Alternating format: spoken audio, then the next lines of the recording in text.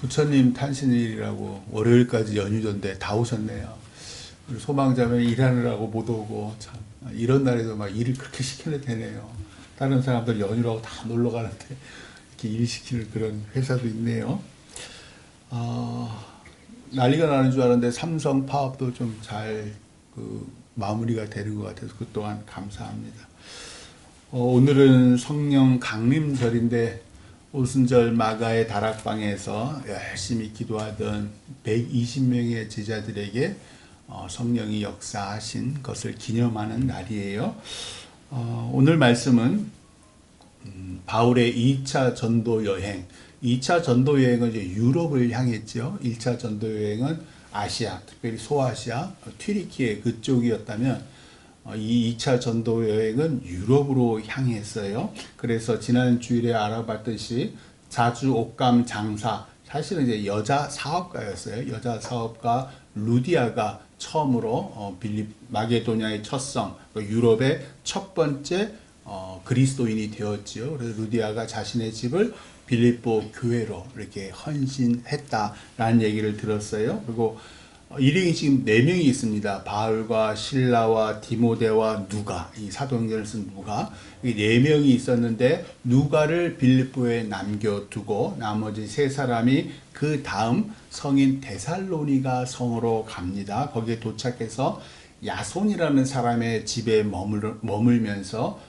안식일이면 유대교 회당에 나가서 예수 구원의 복음을 전하는데 그 데살로니가 성에 있던 그 유대인들은 좀 이렇게 괄괄한가 봐요. 그래 막 들고 일어나고 결국은 박해당하고 쫓겨나지요. 그래서 그들이 다음 성인 베레아에 도착하니까 그곳 사람들은 너그러워서, 그러니까 이게 참 지역마다, 우리도 왜 지역마다 좀 사람들이 좀 다르고 말투도 다르듯이 다른 거예요.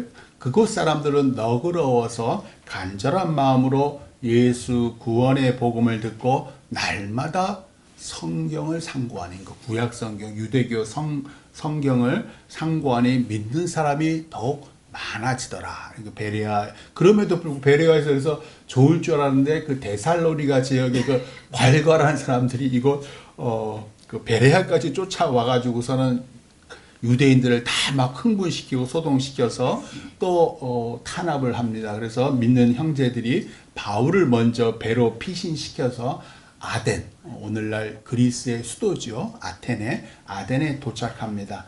오늘 말씀이 그 아덴에서 사도 바울이 한 얘기인데요. 아덴은, 그러니까 아테네죠. 그리스 문명이 찬란히 꽃피었던 도시예요. 여러분들이 들어보셨던 철학가들 아리스토텔레스, 플라톤, 소크라테스, 나훈아가 뭐라고 형님이라 뭐요? 테스형. 테스형. 맞아요. 테스형하고 노래도 나왔던 그 인물들이 다 이곳 출신이에요. 그러니까 그 정도로 이 아테네 사람들, 아덴 사람들은 철학과 지식에 대한 자부심이 대단했던 도시예요. 그럼에도 불구하고 이제 마게도니아에 의해서 정복당하고 후에는 로마 제국에 의해서 식민지로 복속을 당했지만 여전히 그 자부심은 대단했던 것 같습니다. 바울이 아덴에 도착하자마자 한국에 딱 내리자마자 딱 봤더니 기가 막힌 거예요. 조금 높이 보니까 싹 다 우상으로 덮여있는데, 우상이 당시 한 300개, 거대한 우상만 300여 개, 작은 신상들은 3만여 개에 이를 정도로 온통 그냥 우상으로 가득한 도시였던 거예요. 심지어 도시 이름도 그리스 신화에 나오는 지혜의 여신 아테나를 따서 아테네라고 지을 정도니까 이 도시가 얼마나 그 철학과 지식과 우상 숭배가, 오늘 참 좋은 말로 사도 바울은 종교심이 대단하다라고 얘기를 했지만 참 바울의 마음에 안타까운 마음이 있었겠죠. 그래서 바울이 늘 똑같은 선교 전략으로 유대교 회당에도 가고 또 사람들이 많이 북적거리는 장터에도 가면서 예수 구원의 복음을 전하지만 대부분 말싸움으로 끝나버립니다. 왜? 지들도 잘났거든. 그래서 잘난 사람들이 많으면 계속 싸웁니다. 특히 당시 유행하던 철학사조가 에피쿠로스, 이 쾌락주의자와 또 스토아, 금욕주의자 철학자들과는 아주 깊이 있게 논쟁하였다라고 오늘 말씀 전에 나와요. 그러면서 그들에게 바울이 예수님과 부활을 전하죠. 뭐 부활을 했다고? 뭐 하나님의 아들이라고? 그러니까 그들이 막 지적인 호기심이 막 들끓는 거예요.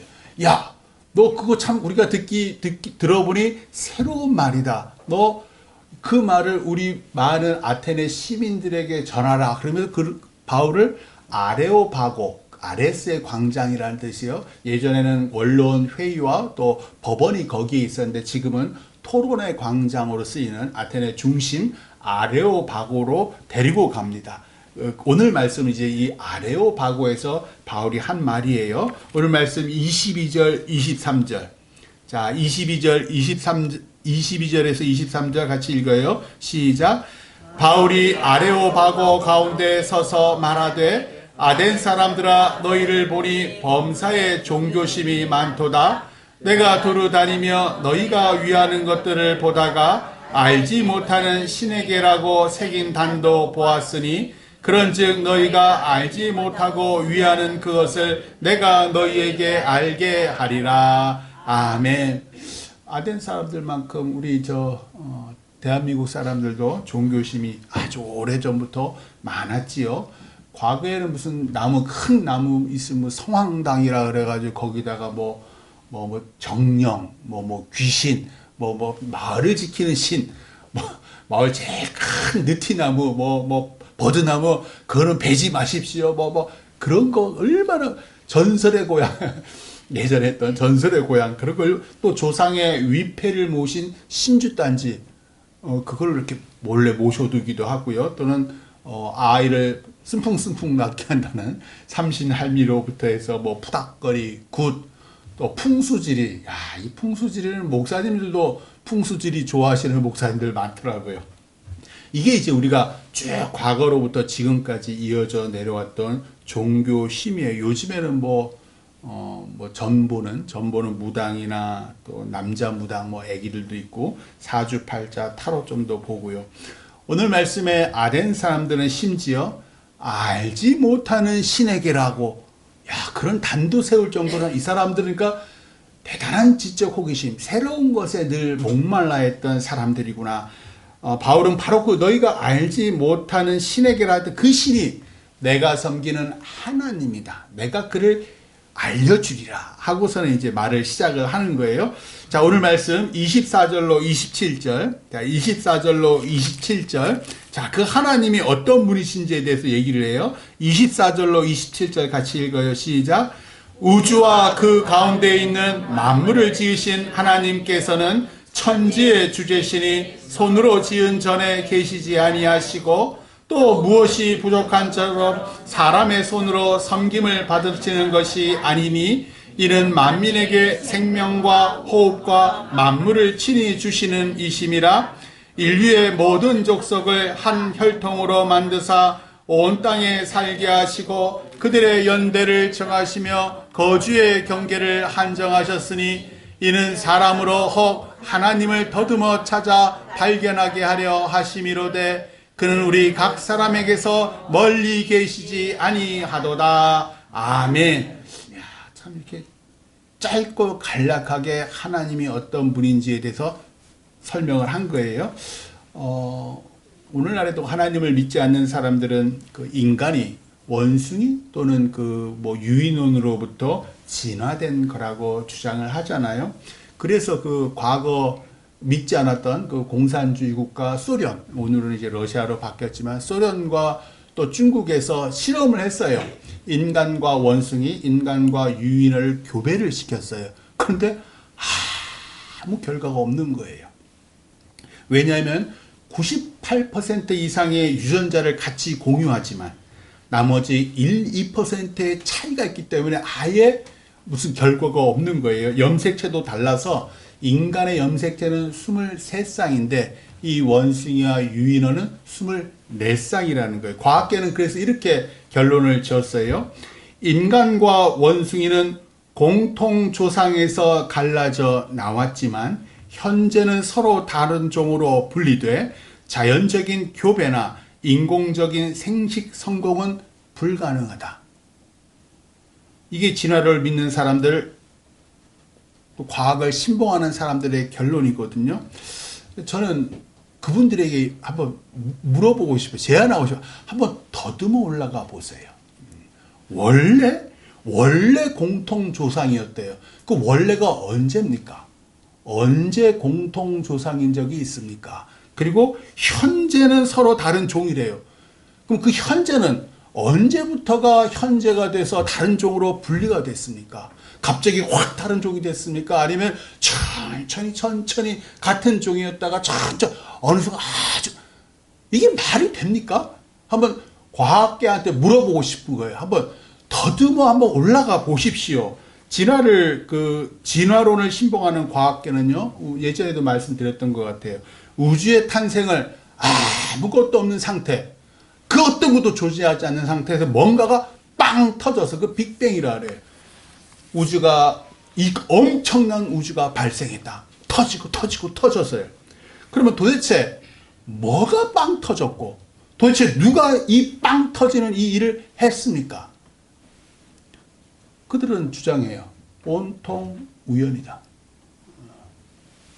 우주의 기원도 설명 못하고 최초의 생물이 뭔지, 어떻게 탄생했는지, 그 최초의 생물이 도대체 무슨 과정을 거쳐서 원숭이까지 오고, 원숭이가 또 인간이 됐다면서요.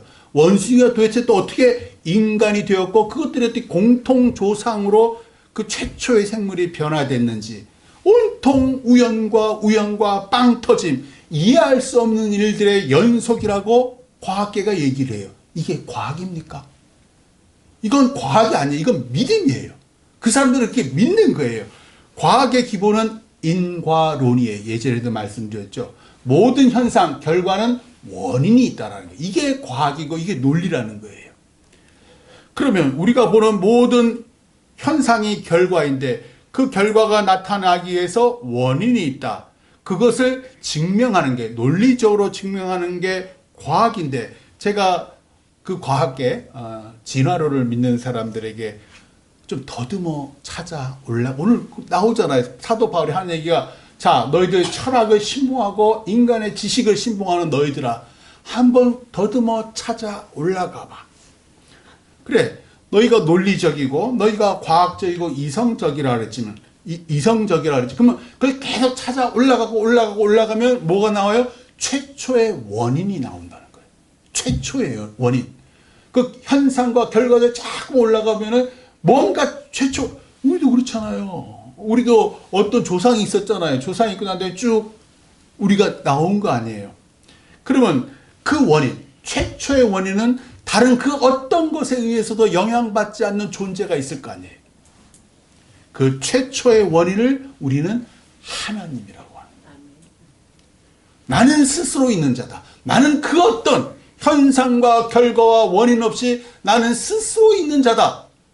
그게 하나님이신 거예요. 여호와 하나님은 나는 스스로 있는 자라고 말씀하세요. 모든 생명의 원인이고 우주 최초의 원인이 바로 나다. 그것을 하나님께서 말씀하시는 거예요. 원숭이와 인간 내가 따로 창조했다.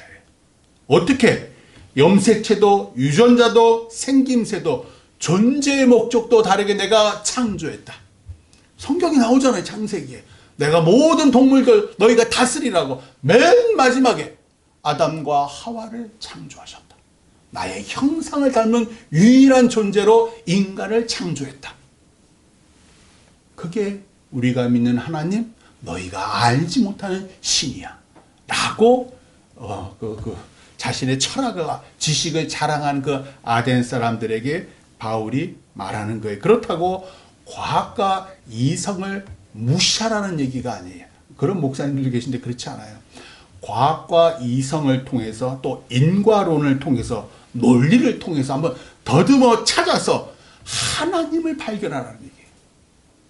광대한 우주의 한 작은 별 지구에서 1930년대, 1940년대 그 가난한 대한민국 일제시대 그리고 6.25 동란이 끝난 그 시대에 왜 나를 태어나게 하시고, 아니면 요즘 젊은 사람들 2000년대에 태어난 그 Z세대라고 그러죠. Z세대. 왜 나를 이 풍요한 대한민국에 태어나게 하셨을까? 나를 이 땅에 태어나게 하신 하나님의 목적은 뭘까? 28절에서 29절 그게 나와요. 자, 오늘 말씀 28절 29절 말씀 같이 읽어요. 시작. 우리가 그를 힘입어 살며 희동하며 존재하느니라. 너희 시인 중 어떤 사람들에게 말과 같이 우리가 그의 소생이라 하니 이와 같이 하나님의 소생이 되었은즉 하나님을 금이나 은이나 돌에다 사람의 기술과 고안으로 새긴 것들과 같이 여길 것이 아니니라. 아멘.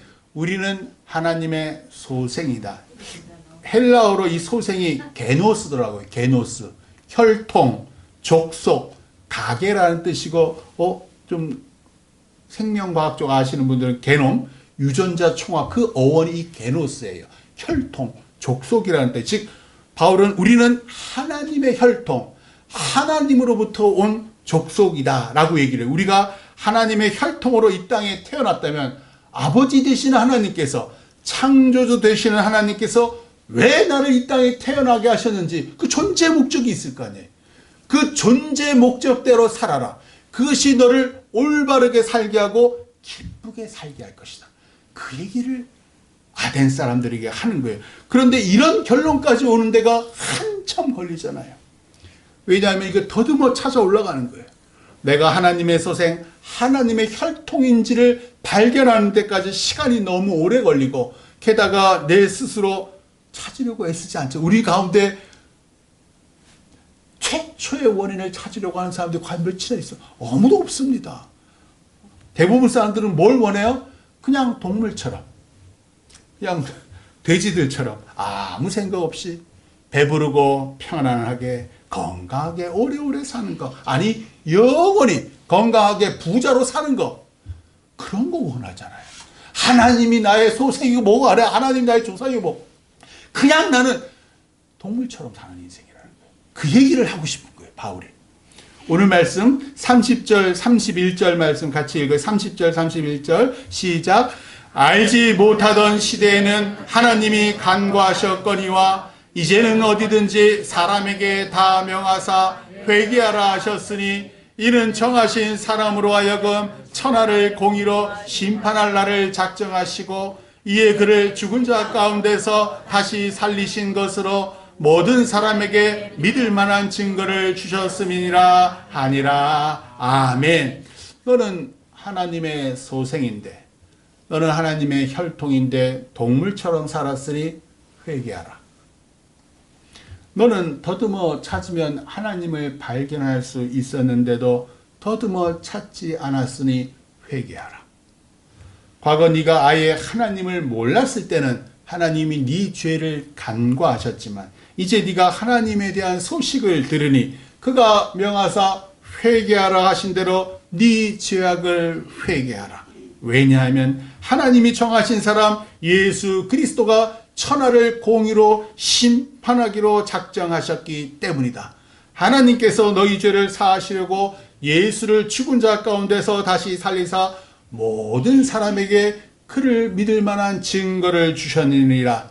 그가 때가 되면 천하를 심판하려니 회개하고 예수 그리스도를 믿어 영원한 생명을 얻어라.가 사도 바울의 핵심적인 이 설교 내용이에요. 어느 날 스위스의 한 목사 폴 융이라는 사람에게 한 5살 정도 된 아들이 물어요.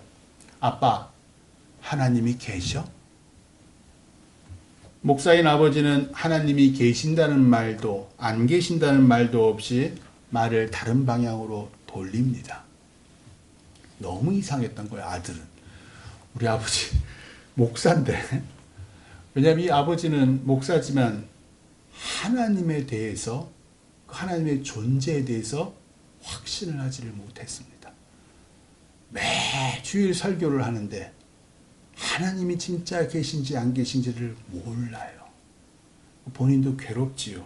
아버지는 50살 즈음에 끝내 하나님을 만나지 못하고 쓸쓸하게 서재에서 죽습니다.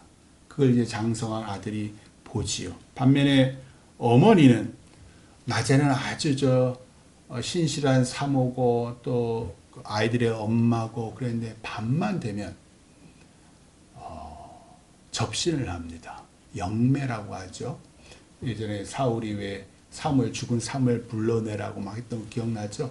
오늘날에도 왜 믿는 사람들에도 믿는 사람 그리스도인들 중에도 그리스도인임에도 불구하고 접신을 하는 사람들이 종종 있어요. 그것이 마치 예언을 하는 거면 특별히 가톨릭에서 그런 경우들이 많습니다. 그러니까 이게 아버지는 목사인데 하나님이 있는지 없는지에 대해서 확신을 못하고, 반면 어머니는 하나님이 있는 걸 뛰어넘어서 온갖 귀신들과 접신을 하고 천사들과 접신을 하는 거예요. 이 사이에서 이 아이가 자라면서 인간의 심리에 대해서 깊이 천착을 합니다. 그러면서 오늘날 우리가 사용하는 심리 용어들, 컴플렉스, 이 사람이 다 만들어낸 말이에요. 또 집단 무의식, 또 그림자, 페르소나. 페르소나가 뭐야? 가면입니다. 저도 목사로서 여기 지금 가면을 쓰고 있잖아요. 집에 가면 또 다른 가면을 쓰고요. 혼자 있을 때는 또 다른 가면을 쓴다는 거예요. 우리 모든 사람은 이 페르소나, 이 사람의 이름은 칼 융이에요. 칼 융. 분석 심리학의 대가고, 요즘에 우리가 젊은 사람들이 MBTI라는 것을 합니다. 이게 성격 유형의 지표인데 4가지 지표가 있어요. 그 중에 3가지를 이 사람 칼 융이 만든 거예요. 내성적인지 외향적인지 그걸 가렸고요. 또 감각적인지 직관적인지, 또 사고형인지 감정형인지. 저는 INFJ더라고요. 이렇게 인프제를 INFJ 성격을 갖고 있더라고요. 이 사람이 이제 분석 심리학을 창시한 스위스의 정신의학자 칼 융이에요. 늙은 칼 융, 이제 지그문트 프로이드랑도 사제지간 했다가 결별하고 그런 여러 과정을 거치고 난 다음에 늙은 칼 융을 영국 방송 BBC가 인터뷰를 해요. 뭐라고 물어보냐면, 하나님이 있다고 믿습니까? 어릴 적 자기가 아버지에게 물었던 그 말을 똑같이 영국 BBC에서 물어보는 거예요. 하나님이 있다고 믿습니까? 그러자 이 늙은 칼 융이 나는 압니다. 이게 무슨 소리입니까? 있다 없다가 아니라 나는 압니다. 엉뚱한 대답을 해요. 그러다가 그가 죽기 전에 자신의 묘비에다가 이런 글을 써달라라고 유언을 남기고, 그 묘비가 써 있어요. 지금도 칼 융의 무덤에 가면 뭐라고 썼냐면, 그 묘비에 불려지든 불려지지 않든 하나님은 거기 있을 것이다. 어렸을 때부터 궁금해하던 하나님의 존재를 증명하려 하지도 않고 부정하려 하지도 않아요. 왜? 자기가 인정하든 안 하든 하나님은 항상 거기 있는 분이기 때문에. 이게 칼 융, 정신 분석가 아는 거예요. 하나님은 항상 거기 계셔. 하나님을 어떻게 하면 만날 수 있을까요? 칼 융은 이렇게 만난 거예요. 정신 분석 열심히 사람들의 심리 열심히 연구했더니 하나님이 거기 계시다는 것을 발견한 거예요. 자, 우리는 어떻게 하면 하나님을 만날 수 있을까요? 아니, 내가 만나진 못하더라도 어떻게 하면 하나님을 발견할 수 있을까요? 저에게는 아주 큰 과제였어요. 왜냐하면 아내를 따라서 교회를 왔지만 하나님의 존재에 대해서 끊임없이 의심했습니다. 목사님의 설교를 듣고 또 성경도 읽고 또 성경 속 인물들이 어떻게 하나님을 만나고 발견했는지, 또 다른 그리스도들 간증 많이 하잖아요, 연예인들. 그런 사람들의 얘기도 듣고. 근데 저는 개인적으로 하나님을 발견하고 만나고 싶었어요. 하나님이 있다면 좀 제발 저에게 좀 나타나 주십시오. 그러나 현실 생활은 다람쥐 쳇바퀴처럼 돌아가죠. 아주 고난의 삶이고요. 그러다가 이제 제가 하나님을 만난 거예요. 잘 말씀드렸다시피. 예전에 제가 설교 때 독일 영화, 저희 딸이랑 같이 보던 그 독일 영화의 그 주인공, 독일의 인기 개그맨이었던 이 사람이 산티아고, 그 스페인의 산티아고 순례길을 걸어가는 동안 비바람이 막 치는데 돌풍이 불어서 갑자기 자기 머리에 쓰고 있던 모자가 휙 날아갈 때 그가 만면에 이 세상에 없는 웃음을 쫙 짓습니다. 왜? 하나님을 만난 거예요. 그 순간.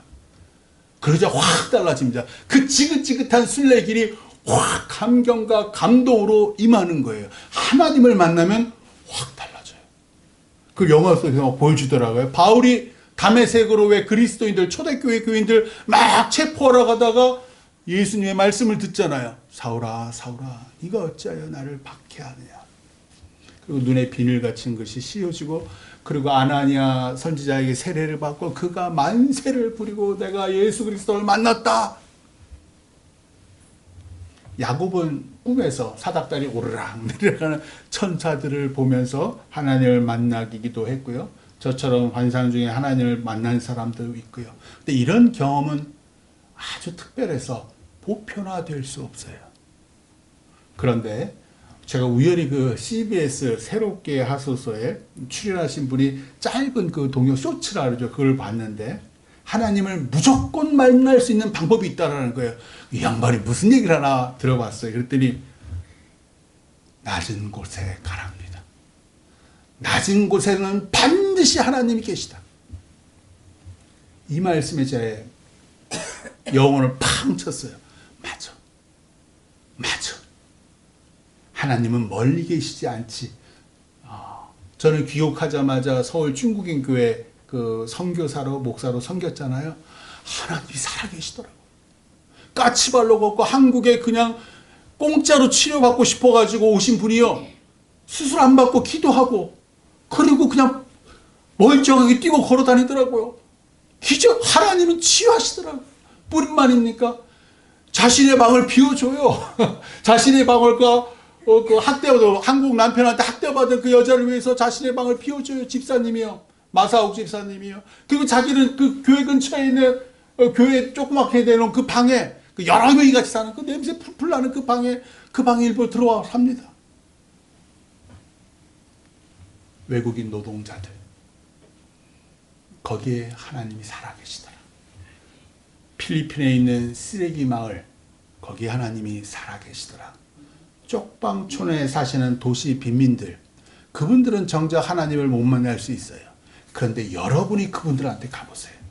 그러면 거기 하나님이 살아계신 걸 봐요. 죽음과 삶이 교차하는 전쟁터, 막 전쟁이 벌어지고 있잖아요. 거기서 막 사는 사람들은 그냥 삶과 죽음을 오가는 거예요. 하나님은 거기 계시더라. 그렇게 멀리 가지 않아도 우리 동네 조용히 숨죽이며 살고 있는 TV에 간혹 나오잖아요. 그 고지서 못 내가지고 몇 달을 쌓여있는 상태에서 모녀가 서로 그냥 쫄쫄 굶고 죽었더라. 우리 동네에 혹시 그런 분들, 그 어려분들 한번 찾아가 보세요. 거기 가서 그분들 만나면 살아계신 하나님을 반드시 내가 만나게 된다. 그런데 우리가 자꾸 높은 곳, 편안한 곳, 부유하고 풍요한 것만 바라기 때문에 하나님을 못 만나고 발견하지 못하는 겁니다. 거기엔 하나님이 계시지 않거든요. 거기엔 내 욕망과 사람들의 욕망과 죄악이 넘쳐납니다. 그런 걸 하나님께 바라면서 하나님이 기도 응답하지 않는다고, 나를 고난 가운데 내버려 두셨다고 상대적으로 비교하면서 늘 불평하고 원망하고, 이제 내일과 모레 화요일 날 3억 원이 우리 교회 통장으로 입금이 됩니다. 그리고 앞으로 5개월 동안 3억 원 해서 총 15억 원이 우리 교회에 입금이 총회로부터 입금하게 되어 있습니다. 이런 예가 단 한 번도 없었다고 하네요. 총회 역사상 처음이라고. 금토동이 공공개발 계획에 따라 LH의 토지 수용됐기 때문에 이게 가능했다라고 그분들은 정당화하지만, 총회 역사 동안 공공개발, 우리나라 개발되는 동안 공공개발 계획 얼마나 많았습니까? LH가 그때마다 늘 주인 노릇해가지고 다 수용했습니다. 그러면 우리 기장 총회 역사 동안 공공택지 수용 개발돼서 LH가 주관한 데가 한두 군데였겠습니까? 근데 단 한 번도 총회에서 대출해주지 않았다. 왜? 개별 교회에 목사들의 연금을 대출해주면 이것이 첫 번째 사례가 돼서 두 번째, 세 번째 교회, 안 그래도 우리 교회 이 소식 듣고 온갖 교회에서 총회에다가 연락을 했다는 거예요. 우리도 대출 받게 해주세요. 왜? 싸니까. 4%입니다. 요즘에 은행 대출을 엄청, 우리 교회 규모는요, 사실은 우리도 은행에서 대출 받을 수 있었어요. 뒤로 6.2%. 그런데 어떻게 금토교회는 가능했습니까? 저와 임장로님이 한 치 앞도 못 보고 이것저것 온갖 은행 다 알아봤습니다. 심지어 대출 브로커를 통해서도 은행 대출을 받으려 했는데 번번이 막혀요. 왜? 저 땅의 주인이 우리도 아니고 총회도 아니고 LH이기 때문에 안 된다는 거예요. 지난 금요일날 분당시찰 목사님들 만났는데 금토교회 건축이 사실상 금토동이 어렵다고 봤더라고요. 하나같이. 왜? 너무 비싸고 성도는 적고 재정도 없다 그러니 아무리 우리 성도들이 헌금을 열심히 해도 택도 안 되잖아요. 근데 이게 되네요. 그런데 10년 뒤, 7년 뒤 벌어질 일을 미리 보시는 하나님께서 우리는 모르는 사람들을 미리미리 적재적소에 배치해 놓으셨더라고요. 2년 전 총회 총무 목사님의 그 당선이, 그 엄청난 그 경쟁을 뚫고 총회 총무 목사님이 당선되셨는데 그분의 당선이 우리 교회 대출과 관계될 줄 2년 전에 누가 알았겠습니까? 그리고 1년 전에 총회 연금재단 이사, 우리 경기도의 한 목사님이 그 공천되셨어요. 그 양반이 우리 교회 대출과 관계될 줄 누가 알았겠습니까? 우리는 한치 앞도 몰라서 전전긍긍하며 때로 하나님을 원망하고 때로 교회 건축의 꿈을 접으려고 할 때에 하나님은 당신의 사람들을 이곳저곳, 우리는 전혀 알 수 없는 곳에 배치하셨어요. 왜요? 하나님이 금토교회를 너무 사랑하셨어요.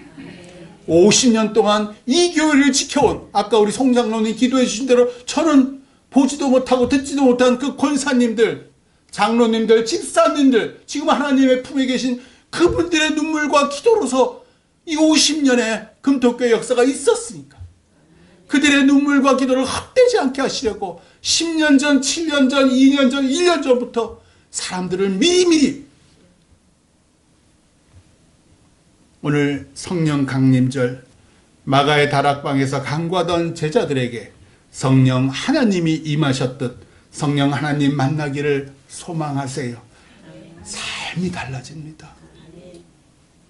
너무 멀리서 너무 높은 곳에서 하나님을 찾지 마세요. 하나님은 늘 목사의 설교에서나 성경에서 있는 거다, 그렇게 착각하지 마세요. 하나님은 아주 가까운 곳, 낮은 곳에서 우리를 기다리고 계십니다. 이 하나님을 더듬어 찾아 발견하여 만나시기를 주님의 이름으로 축원합니다. 기도하겠습니다.